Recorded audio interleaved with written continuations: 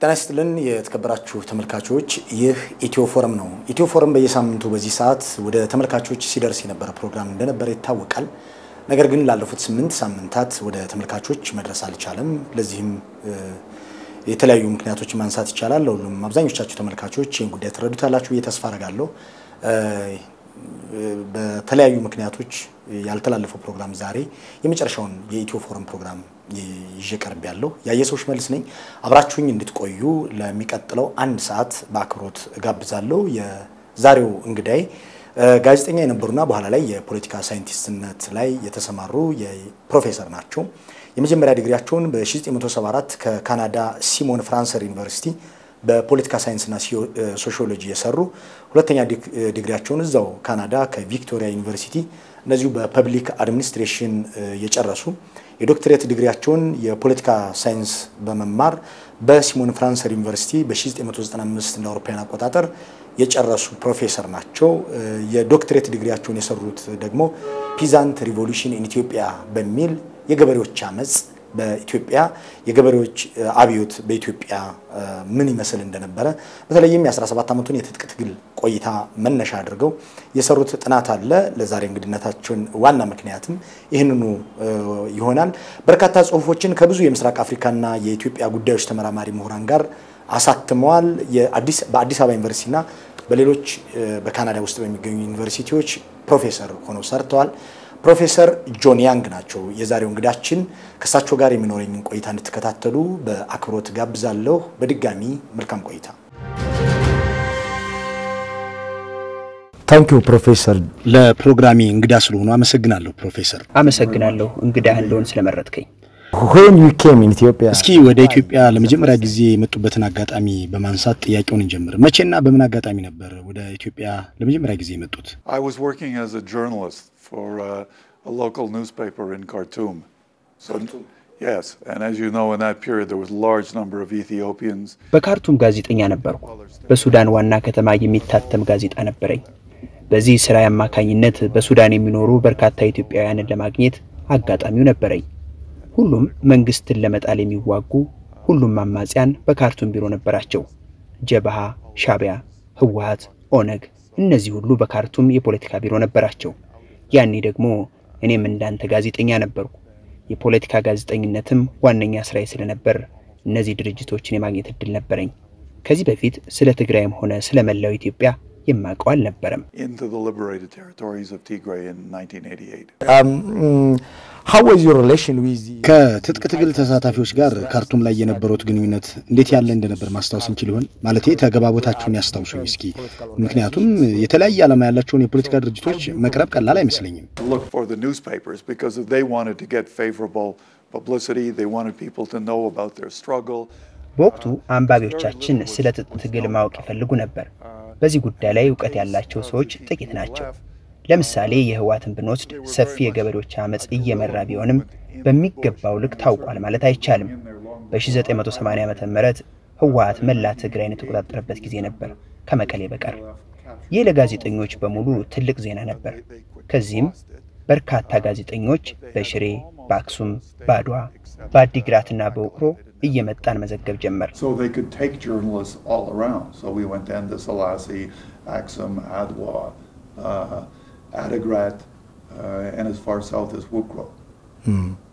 But you are from imperialist world. እርሶ ከኢምፔሪያሊስት ዓለም ለዛውም ከካናዳ የመጡ ነው። Yes, I guess you could call it imperialist world. How ታዲያ ይህንን ተቃርኖ እንዴት አስተካከሉት? ማለቴ እርሶ የመጡት የቀኝ ዘመም ርዕዮትን ከሚያቀነቅነው ኢምፔሪያሊስት ዓለም ነው። እዚህ ካሄደ የነበረው ደግሞ ሶሻሊስታዊ ንቅናቄ ነው። Well, there was no contradiction on my part as an individual. I mean, I can be from the imperialist world. ይህ በእኔ የግል አቋም ላይ ተቃርኖ አልነበረውም። በእርግጥ ከኢምፔሪያሊስት ዓለም የመጣው ሰው ነኝ። ይህ ማለት ግን ኢምፔሪያሊዝምን እደግፋለሁ ማለት አይደለም። የኔ ፖለቲካ ቅኝት ግራ ዘመም ነው። ህወሓትን ስለማጥናት ያሰብኩትም በዚህ መነሻ ነው። በዚህም ምክንያት በእኔና በትግራይ ፖለቲከኞች መካከል ርዕዮተ ዓለማዊ ልዩነት አልነበረም። Between myself and the Tigrayans in terms of the politics or understanding them. can you say that Professor John Young was ስለዚህ ፕሮፌሰር ያንግን ከኢምፔሪያሊስት ዓለም የመጡ ሶሻሊስት ሰው ማለት እንችል ይሆን? You could say that if you want that. I wouldn't have. which is good. በትክክል ገልጸዋል። So you communicate with the መልካም እንደነገሩኝ በወቅቱ ከኤርትራም ሆነ ከኢትዮጵያ በርከት ያሉ የፖለቲካ ድርጅቶች በካርቱም ነበሩ ከነዚህ ድርጅቶች ሁሉ ህወሓትን ለማጥናት ለምን መረጡ You know these things often work out more by chance it wasn't በርግጥ ይህ በአጋጣሚ የሆነ ነገር ነው በወቅቱ ጥልቀት ባለው ሁኔታ ፖለቲካን ረዳለው ማለት አልችልም ግን በትግራይ ትጥቅ ትግል ላይ ጥናት እንዳደርግ ገፋፋኝ ሁኔታ በአጋጣሚ የተፈጠረ ነው በወቅቱ ሻዕቢያ ባለም አቀፍ ሚዲያ ብዙ ይታወቃል ህወሓት ባንጻሩ እዚህ ግባ የሚባል ሽፋን አልተሰጠውም ነበር በ1980 በርካታ ግዛቶችን ተቆጣጥሮ የሚዲያው ሽፋን አነስተኛ መሆን አስገራሚ ነበር የህወሓት ሰዎች ያለም አቀፍ ማህበረሰቡን በጥርጣሬ ያዩ ስለነበርም ይመስለኛል ሻዕቢያ ግን የተሻለ ፕሮፓጋንዳ ስራና ዓለም አቀፍ ግንኙነት ያከናውን ነበር በዚህም ብዙ ሰው እንዲያውቁ አድርጎታል በዚህ መሃል እንደድል ሆኖ የህወሓት ሰዎችን አገኘው ጥናቱን ለማጥናትም ይህንን ክፍተት ተጠቀምኩበት But as I say, I mean, it was more by chance that I started meeting these people. But then there were problems. But you mentioned on your book. ለዚህ ነው በመጽሐፍ ውስጥ ሻዕቢያ ከህወሓት የበለጠ የፕሮፓጋንዳ ሰራዊት አለው ብለው የጻፉት? Yeah, that's what I'm saying. So the EPLF was known much more internationally than the TPLF at that time. አዎ እሱ ነው ያወራው ያለውት በወቅቱ ሻዕቢያ ከህወሓት በላይ ይታወቅ ነበር በዚህ ሁኔታ ያልተጠናውንና ትኩረት ያላገኘውን ህወሓትን ወደ መከታተል ገባሁ We're always very active in Sudan. So while I went into Ethiopia and Tigray in 1988, in 1989 I didn't. And that wasn't my choice. That was the choice of the intelligence services. Let's back to your relation with TPLF. ከህወሓት ጋር ወደ ነበረው ግንኙነት እንመለስ ወደ ትግራይ ሲመጡ ያገኙት የመጀመሪያው የህወሓት ሰው ማን እንደነበር ያስታውሳሉ Well, I can tell you a very funny story about the first people I met. And again, appreciate that I really didn't know who these people were at all. I knew a couple of names and that was it. እዚህ ጋር አንድ አስቂኝ ታሪክ ልንገርህ ወደ ትግራይ የምትገባው በገዳሪፍ በኩል ነው የትግራይ የእርዳታ ድርጅት ማለት በገዳሪፍ ትልቅ ግቢና በርካታ የጭነት መኪኖች ነበሩት እነዚህ የጭነት መኪኖች የእርዳታ ልጭ ነው ተራሮቹን እያቋራረጡ ወደ ትግራይ ይጓዛሉ መኪኖቹ ጉዞውን የሚያደርጉት ሌሊት ነበር ምክንያቱም በቀን ከተጓዙ ወታደራዊው መንግስት በአውሮፕላን ይደበድባቸዋል እና ከዛ የጭነት መኪኖች ውስጥ ወደ አንዱ ገባው በመኪናው ውስጥ ከተሳፈርነው ውስጥ አንዳቸውም እንግሊዘኛ አይናገሩም እኔ ደግሞ ትግረኛም ሆነ አማርኛ አልችልም እኩለ ሌሊት ላይ መኪናው ቆመ ለምን እንደቆመ የምጠይቀው አጣው ድንገት ከጎኔ የተቀመጠው ሰው በእንግሊዘኛ ጉዞ እንዴት ነው አለኝ መልካም እንደሆነ ነግሬው እንግሊዘኛ የማወራው ሰው በማጣቴ ተጨንቄ እንደነበር ገለጽኩለት መኪናው ለምን እንደቆመ ጠየቅኩት ለመናፈስ መሆኑን ገለጸልኝ ከዚህ ሰው ጋር ለተከታታይ 4 እና 5 ሰዓታት እያወራን ሌሊቱን ስንጓዝ አድረን ትግራይ ገባን ይህ ሰው እስካሁን ማን እንደሆነ አልነገረኝም እኔም ማን እንደሆነ አልጠየቅኩትም የሌሊቱን ጉዟችንን አጠናቀን ወደ ህወሓት ማዕከል ስንሄድ የድርጅቱ ሊቀመንበር እንድናገኝ ጠየቅኩት አስገራሚው ነገር ሌሊቱን በሙሉ አብሮኝ ሲጓዝና ከጎኔ ተቀምጦ በእንግሊዘኛ ያወራኝ የነበረው ራሱ የህወሓት ሊቀመንበር አቦይ ስብሐት ነጋ ነበር ለበርካታ ሰዓታት ማንነቱን ሳይነግረኝ ሲጓዝ ያደረው ሰው But this man never introduced himself so I didn't know who this man was at the end of my visit to Tigray I was taken to the chairman of Tigray that was Sabat Nega that was the man in the truck Did he tell you that ለምን ማንነታቸውን እንደደበቁ እርሱ አልጠየቋቸው አልጠየቅኩትም ድርጅታዊ ስነ ስርዓት ነው በያለፍኩት how they believe you because ህወሓቶች እርሶን እንዴት አመኑት ምክንያቱም እነርሱ በወቅቱ ማሌሊቲን መስርተው ኢምፔሪያሊዝምን እንደ ጠላት የፈረጁ ሌላው ቀርቶ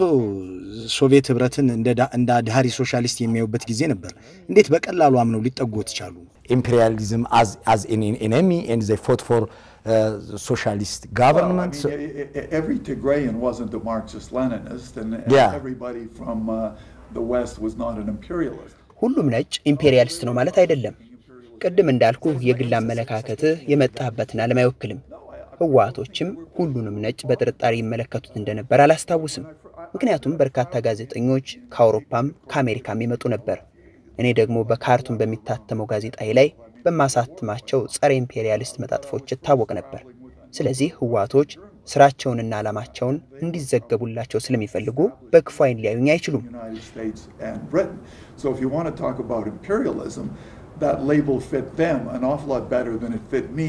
I worked for a progressive newspaper in Khartoum. TPLF ህወሓት ራሱን አብዮተኛ የፖለቲካ ድርጅት አድርጎ ይጣራል። የብሔሮችን እኩልነትና የመሬት ባለቤትነትን ለማረጋገጥ የታከለ ድርጅት እንደሆነም ይገልጻል። የመደብ ታጋይ መሆኑንም ያነሳል። በርሶ ጥናት ይህን ይስማሙበታል? በርግጥ ህወሓት ምንድነው? አዎ እስማማበታለሁ። other political organization በኢትዮጵያ ውስጥ በርካታ ድርጅቶች ጠመንጃ አንስተው በመንግስት ላይ ሸፍተው ነበር። ግን ማሸነፍ የቻለው ህወሓት ብቻ ነው። ለምን ይመስልዎታል? Well, I think there's a whole bunch of reasons, and that's a big question. I think one, they basically got their politics right. ትልቅ ጥያቄ ነው። ዋናው ጉዳይ በቂ ፖለቲካዊ ምክንያት መያዝ ነው። ለፖለቲካ ትግል ፖለቲካ አጀንዳ መያዝ ግን እርግጠኛ መሆን አለበት። እነ ኢሃፓና መኢሶንን ብትወስድ የመደብ አብዮትን ከሚያቀነቅነው የማርክስ አስተምሮ የተወለዱ ናቸው። የሰራተኛውን መደብ በቡርዣው ላይ ማሳመጽን ዓላማውን ያደረገውን ትምህርት ነው የወሰዱት። በ1960ዎቹ ደግሞ በኢትዮጵያ የሰራተኛ መደብ እንዳልነበር የሚታወቅ ነው። ቡርዣውም ቢሆን ይህን ያክል ስር የሰደደ አልነበረም። ህወሓትም ምንም እንኳን ማርክሲስት ቢሆንም የገበሬውን መደብ መርጧል። ይህ ደግሞ ጠቃሚ የፖለቲካ አጀንዳ ነበር። የብሔር ጉዳይም በኢትዮጵያ ወደ ጎን ሊባል የማይችል አጀንዳ መሆኑን ተረድተዋል። በተቀረ ታጋዮቹ ከማህበረሰቡ ጋር የነበራቸው ግንኙነት አስገራሚ ነበር። ጤና ጣቢያዎችን፣ ትምህርት ቤቶችንና መንገዶችን ያሰሩ ነበር። ሴት የደፈረ መሆን የተተናኮለ የገበሬ ንብረት የሰረቀ ሰው ይቀጣ ነበር። በእነዚህ ምክንያቶች ህወሓት ህዝባዊ ድጋፍ አግኝቶ ያሸነፈ ይመስለኛል። የትግራዮች ታሪክም ወታደራዊና ተዋጊ እንዲሆኑ ስላደረጋቸው ቀላል ሚና አልነበረውም። ጠንካራ ተዋጊዎችም ናቸው። Of the Tigrayans who have a history, I think we could say, of militants, a martial tradition. There's a long history in Tigray of warriors and that. So all of these things kind of came together in the context of the war. So you came from Khartoum with ከህወሓት ሊቀመንበር ጋር ወደ ትግራይ ከመጡ በኋላ ከድርጅቱ ሰዎች ጋር የነበሩት ግንኙነት ምን መሳይ ነበር? Well, the situation is basically I got thrown out of Sudan in 1989. So I went back to Canada, and to be perfectly frank, I couldn't get a job. በ1981 ዓመተ ምህረት ወደ ካናዳ ሄጄ የፒኤችዲ ትምህርቴን ከጀመርኩ በኋላ ጥናቴን በህወሓት የትጥቅ ትግል ላይ ለማድረግ በድጋሚ መጣሁ። አሁን ህወሓቶች ጠረጠሩኝ። ምክንያቱም ጥያቄዎቼ ፍጹም ርዕዮተ ዓለማዊ፣ ቀጥተኛና ፖለቲካዊ ነበሩ። ገበሬዎችና ሌሎችንም ተዘዋውሬ ለማነጋገር አስጎብኝና አስተርጓሚ ፈልግ ነበር። ገበሬዎቹ ሳይቀር ለምጠይቃቸው ጥያቄ በጥርጣሬ የተሞላ መልስ ይሰጡኝ ነበር። I was treated with a lot of suspicion by the TPLF. Why? So, well, it relates more to your question before. I mean, so you started ከዚያ the peasant revolution in Ethiopia የሚለውን ጥናቱን አሳተሙ። Well, of course, I was there doing a PhD research. Already, yeah. So the PhD was completed. First of all, the book. የፒኤችዲ ማሟያ ጥናቴ ነበር። So when you start thinking ስለ ገበሬዎች አብዮተኛነት መቼ ነው ማሰብ የጀመሩት? I think there was two things. One, when I went to Tigray initially, I was very impressed with what I saw. But you also have to realize what I was doing. ይህንን ሁለት አጋጣሚዎች የፈጠሩልኝ ይመስለኛል። አንደኛው የትግራይ ገበሬዎች ያካሄዱት የትጥቅ ትግል ትኩረቴን ስለሳበው፣ ሁለተኛው በካርቱምና ሳትሞ የነበረው ጋዜጣ ለሱዳን ህዝብ ነጻነት ጦር SPLA ያጋደለ መሆኑ ነው። ስለዚህ ህወሓትና SPLAን ማነጻጸር ጀመርኩ። የገበሬዎች አብዮት ደግሞ በአካዳሚያ ውስጥ ቀላል የማይባል ሽፋን አለው። Of the SPLA in terms of politics, organization, commitment, all of these kind of things. So that led me to be quite impressed with them. So in this academic literature, how can we በመጽሐፉ ውስጥ በአካዳሚው ዓለም ስለ አርሶ አደር አብዮተኛነት ብዙ ጽሑፎች እንዳሉ አመልክተዋል። በእርግጥ አርሶ አደር አብዮተኛ መሆን ይችላል ፕሮፌሰር? No, when I use the title of the book, Peasant Revolution in Ethiopia, as again, it referred to the body of literature. መጽሐፉ በዋናነት ስለ ኢትዮጵያ አርሶ አደሮች አብዮት የሚተርክ ነው የተዘጋጀ ነው። በውስጡ ግን ስለ ገበሬዎች አብዮተኛነት ጽንሰ ሐሳባዊ ትንታኔዎች አሉት። አንዳንድ አርሶ አደሮች አብዮተኛ የሚሆኑበት ጊዜ አለ። ለምሳሌ በላቲን አሜሪካ፣ በሜክሲኮ፣ በማዕከላዊ እስያ ገበሬዎች በራሳቸው አብዮት መሪዎቻቸውን መርጠዋል። አብዛኞቹ አብዮቶች ግን ውጤታማ አልሆኑም።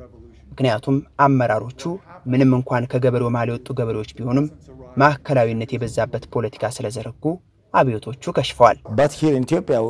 ኢትዮጵያ ውስጥ ግን በ17 ዓመቱ ትጥቅ ትግል ላይ ገበሬው ወደ አመራርነት አልመጣም። ይህ ለየት የሚል አይመስሎትም? Precisely my point is that when peasants lead revolutions, the revolutions fail. ዋናው ላስነብብ የፈለኩት ጉዳይም እሱ ነው። ገበሬዎች አብዮት አካሂደው ከተሞችን ሲቆጣጠሩ መሪዎቹም እንደነሱ ገበሬዎች ስለሚሆኑ አብዮቶቹ ውጤታማ አልሆኑም። ምክንያቱም ሙሰኛ፣ ቅንጅት የሌላቸውና ሁኔታዎችን የማይረዱ ይሆናሉ። በእርግጥ ብዙም የተሳኩ የገበሬ አብዮቶች የሉም እንጂ የተሳካ አብዮት ለማካሄድ የአብዮቱ መሪዎች ከአርሶ አደር ውጭ መሆን አለባቸው። ባጭር አገላለጽ ከንዑስ ከበርቴው የህብረተሰብ ክፍል የሚመጣ ኃይል አርሶ አደሩን ከመራ አብዮቱ ይሳካል። በህወሓት የተመራ አርሶ አደር ውጤታማ አብዮት ያካሄደው በዚህ ምክንያት ነው። የላይኞቹ የህወሓት አመራሮች አብዛኞቹ የፊውዳል ስርዓቱ የታችኛው እርከን መኳንንቶች ናቸው። የመጡትም ሳይንሳዊ ዳራ ካለው የዩኒቨርሲቲ ትምህርት ነው። እነዚህ ሰዎች የተማሩና ከአርሶ አደሩ ውስጥ ያልወጡ ናቸው። ይህ በመሆኑ ደግሞ አርሶ አደሩን አሳምኖ ለመንቀሳቀስና አብዮቱን ለማሸነፍ ዋናው ምክንያት ነው። Politics and their mobilization and all these things I've talked about already. Professor, so how can we define Ethiopia? ስለዚህ ወታደራዊውን ስርዓት ለማስወገድ የተካሄደውን በነፍጥ የታገዘ የ17 ዓመታት ውጊያ ምን እንበለው? ንቅናቄ፣ አብዮት፣ ትግል ወይስ ሌላ? Well, I think all of those terms are fine. I mean, I don't have any problem with those terms. It was all of those things. ሁሉም መሆን ይችላሉ። ግን ህወሓት ማካሄድ የፈለገው ምንድነው ስትል አብዮት እንደሆነ ጥርጣሬ አልነበራቸውም። በአመራሩ ውስጥ ሰፊ ክርክር ይካሄድ እንደነበር አረጋግጫለሁ። አርሶ አደሩ ደግሞ መሰረታዊ በሆኑና እንደ ጤና መሰል ባሉ መሰረተ ልማቶች ላይ አበክሮ ይወያይ ነበር። የትግራይ ብሔርተኝነትም ዋነኛው የህዝቡ ማደራጃ ምክንያት ሆኗል። ስለዚህ እነዚህን ስትገጣጥማቸው አብዮትም ትግልም ንቅናቄም መካሄዱን ያሳያሉ። With the peasantry, they were talking about much more basic things, like I said, which was carrying out the land reform, dealing with the medical problems, the health problems, all of those kind of things, but particularly appealing to Tigrayan nationalism. I mean, that became a critical mobilizing factor, and it had been, of course, before in Tigrayan history. It had been crucial to mobilizing peasants. As you know, Ethiopian military government was defeated by the ያው እንደሚያውቁት የኢትዮጵያ ወታደራዊ መንግስት በአርሶ አደሮች ትጥቅ ትግል ተሸንፏል። ይህ ትጥቅ ትግል የተጀመረው ደግሞ ከአገሪቱ ዋና ከተማ ከ1000 ኪሎ ሜትር በላይ በሚርቅ ቦታ ላይ በተጀመረ ነው። ቀደም ሲል እንደገለጹት ደግሞ ከአገሪቱ መንግስት መቀመጫ ቅርብ ርቀት ላይ ሆነው የተመሰረቱ ፖለቲካዊ ድርጅቶች ነበሩ። ግን ከነሱ ይልቅ ከ1000 ኪሎ ሜትር ርቀት ላይ የተነሳው የትግራይ ትጥቅ ትግል መንግስትን ጥሏል። ምክንያቱ ምንድነው ማለት እንችላለን ፕሮፌሰር?